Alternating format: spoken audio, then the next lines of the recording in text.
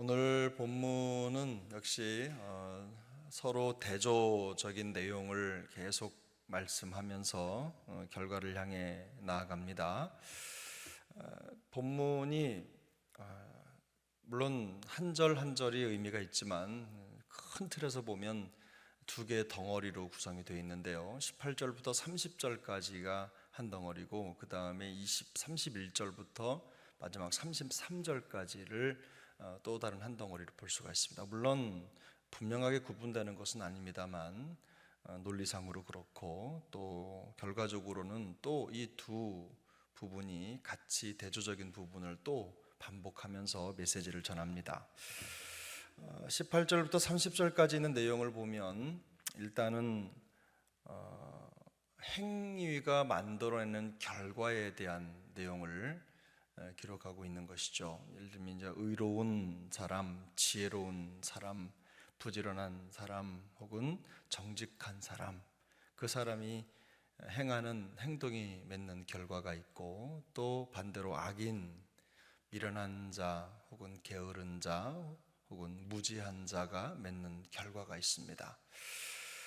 여기 의인, 지혜로운 자, 부지런한 자, 정직한 자가 맺는 결론은 이 그룹이 맺는 결론은 일단은 우리가 18절에 말씀하고 있는 것처럼 시비를 그치게 한다 에서부터 시작해서 그 앞길이 열리고 또 부모를 기쁘게 할 뿐만 아니라 옳은 길을 따르게 되고 또 계획적이고 또 조언을 즐겨 듣는 것이고 또 시기적절한 말을 할 줄 알고 또 생명의 길을 따르고 또 약한 자를 보호하고 선한 일을 생각한다.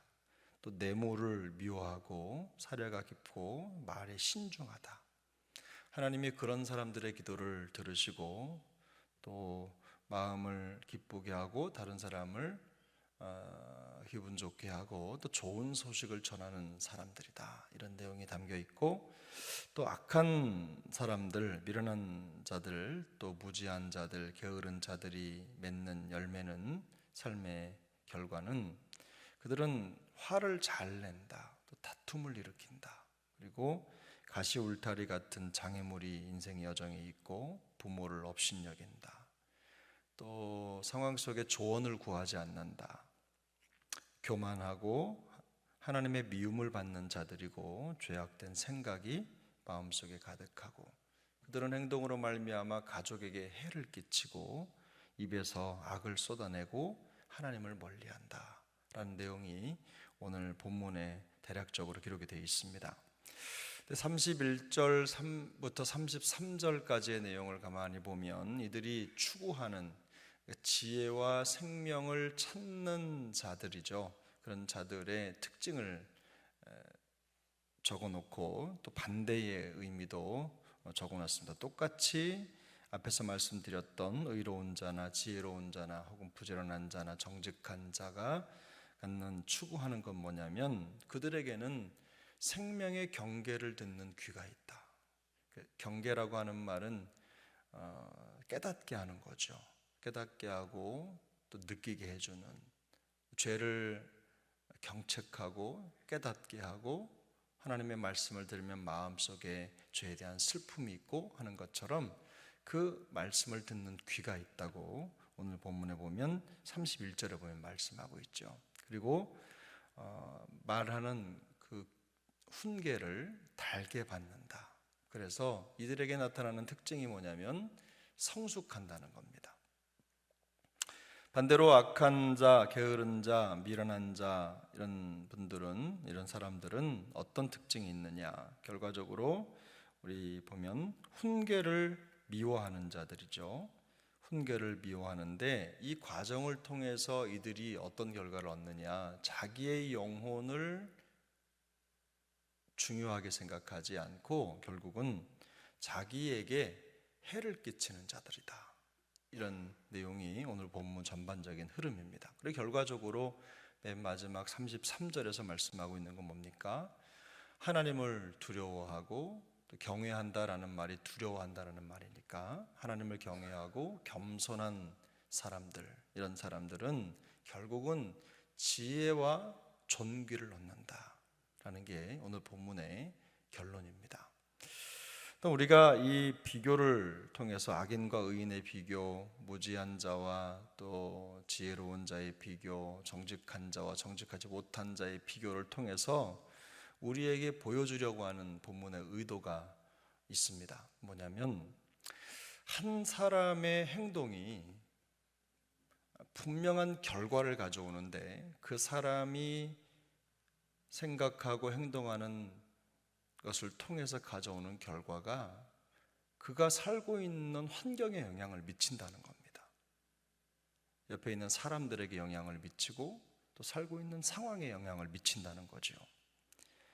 부정적이든 긍정적이든 많든 적든 간에 어떤 식으로든 자기의 생각과 행동이 낳은 결과로 인해서 주변의 삶의 환경에 사람들에게 영향을 미친다라는 게 오늘 본문의 큰 틀입니다. 의로운 사람은 좋은 결과로 영향을 미칠 것이고 악인은 고통스러운 결과로 주변 사람들에게 영향이 될 것입니다.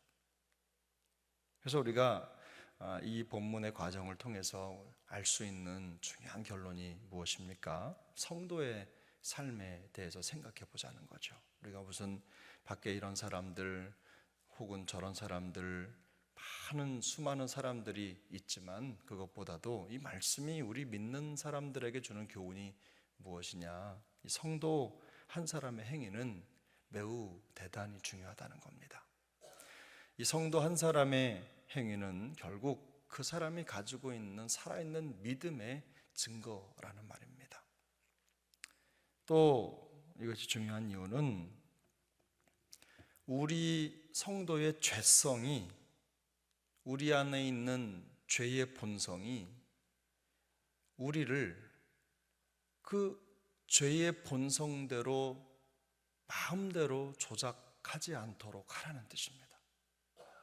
그래서 죄를 허락하고 죄에 의해서 조종당하는 인생을 사는 것이 하나님의 뜻에 맞지 않다는 겁니다.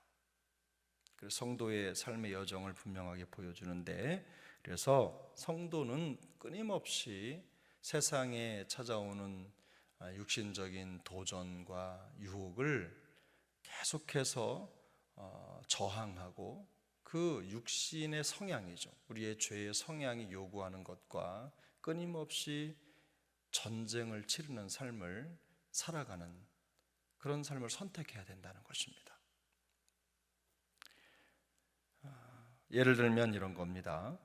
화를 내는 것. 여기 나온 내용들을 쭉 정리를 해보면 다 말씀드릴 수는 없지만 일단 분쟁을 일삼는 것, 또 자기 만족만으로 사는 것, 탐욕스러운 것, 혹은 게으른 것, 또는 성실하지 못한 것, 적절치 못한 말을 내뱉는 것, 또 험담, 다른 사람을 악담하는 것, 부정적이고 정제되지 않는 생각, 그리고 그것이 말로 행동으로 드러나는 것, 결과적으로 하나님을 멀리 하는 행동, 이런 것들을 저항해야 된다는 겁니다.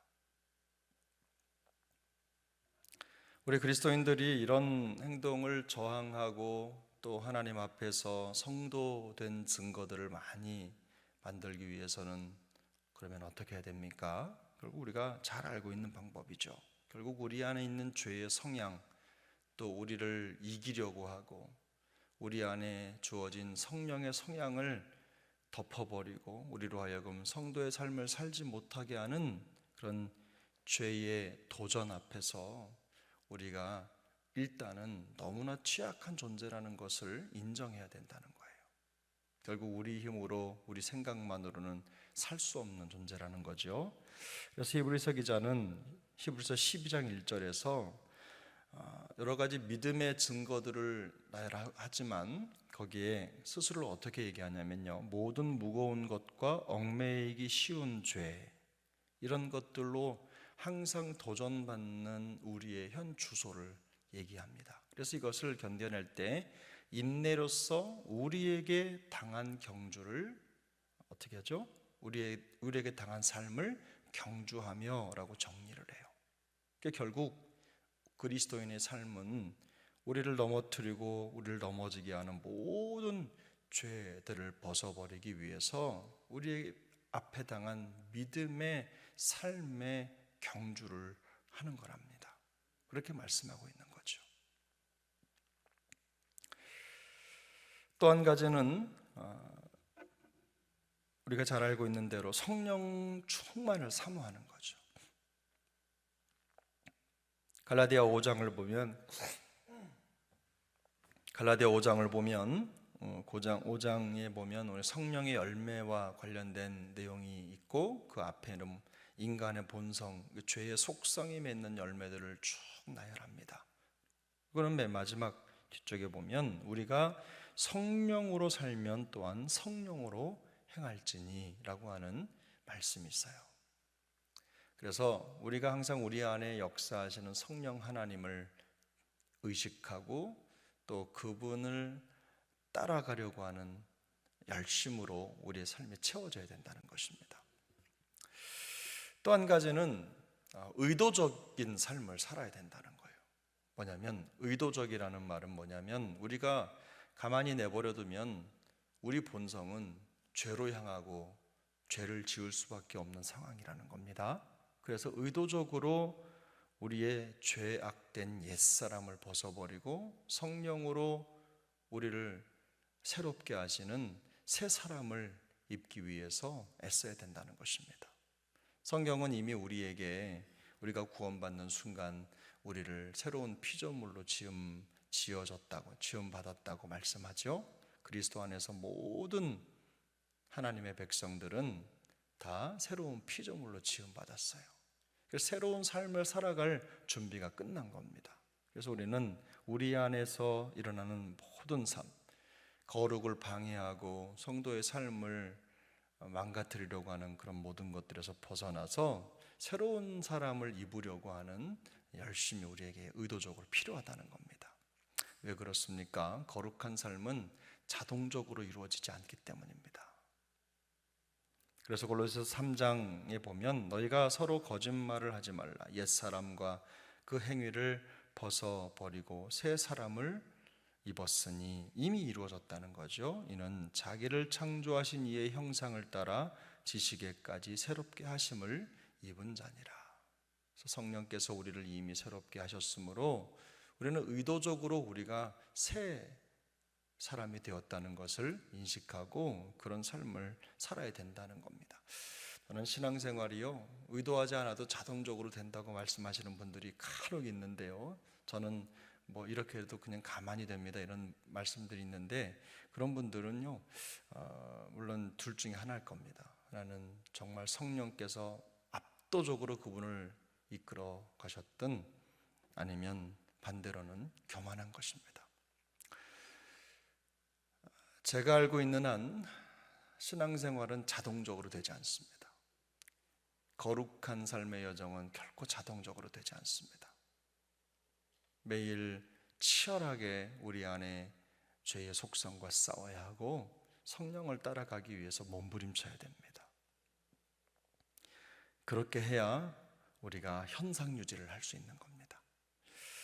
또 한 가지 우리가 꼭 기억해야 될 게 있어요. 하나는 뭐냐면 여호와를 경외하라는 겁니다. 오늘 본문 마지막 절이죠. 오늘 본문 마지막 여호와를 경외하는 것은 지혜의 훈계라. 겸손은 존귀의 길잡이니라. 무슨 말입니까? 지혜자의 최종 방법이죠. 거룩한 삶을 살고 성도가 성도의 자리를 지키는 것은, 지킬 수 있는 방법은 하나님 여호와를 두려워하는 겁니다. 하나님을 두려워하고 또 겸손히 하나님 앞에서 하나님의 인도, 말씀 앞에 서는 거죠. 결국 삶의 변화가 어디에서 나타나느냐, 생각의 변화가 어디에서 나타나느냐, 내가 거친 말을 하다가도 또 적절치 않은 말을 하다가도 마음속에 브레이크가 언제 잡히느냐? 하나님을 두려워하는 마음이 살아있으면 그게 브레이크가 되는 겁니다. 우리의 신앙생활의 여정에 어떤 삶을, 어떤 생각을, 어떤 행동을 하다가도 그게 탁 서는 지점, 반대로 생각하면 우리가 성숙하고 삶의 변화가 시작되는 지점은 하나님을 두려워하는 순간부터라는 겁니다. 그래서 매 순간마다 하나님을 두려워하고 경외하는 것이 결국은 지혜의 시작이고 지식의 시작이며 삶의 변화의 시작이고 성숙의 시작점이라는 겁니다. 그 지혜자는 많은 말을 하는 것 같지만 결국은 어디로 향하고 있냐면 여호와를 경외하라, 이 한마디로 향하고 있는 것입니다. 단순한 거죠. 하나님을 두려워하는 자로 살면 지혜를 얻을 뿐만 아니라 아름다운 삶의 결과를 자신의 성품과 관계와 환경에 영향력으로 드러낼 수 있다는 겁니다. 물론 반대도 있죠.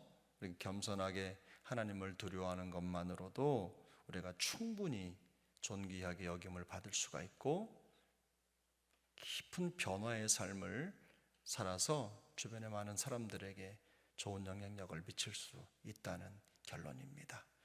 우리는 하나님을 믿는 사람으로 또 구원받은 사람으로 우리에게 주어진 매일의 삶의 여정에 바로 이런 하나님을 경외함이라고 하는 표대가 필요하고 이걸 따라가면서 주께서 우리에게 허락하신 거룩한 부르심의 소명을 다하는 성도인 줄로 믿습니다. 오늘 하루도 우리에게 주어진 이 거룩한 소명을 넉넉히 감당하는 우리 모두가 될 수 있기를 예수님의 이름으로 축복합니다.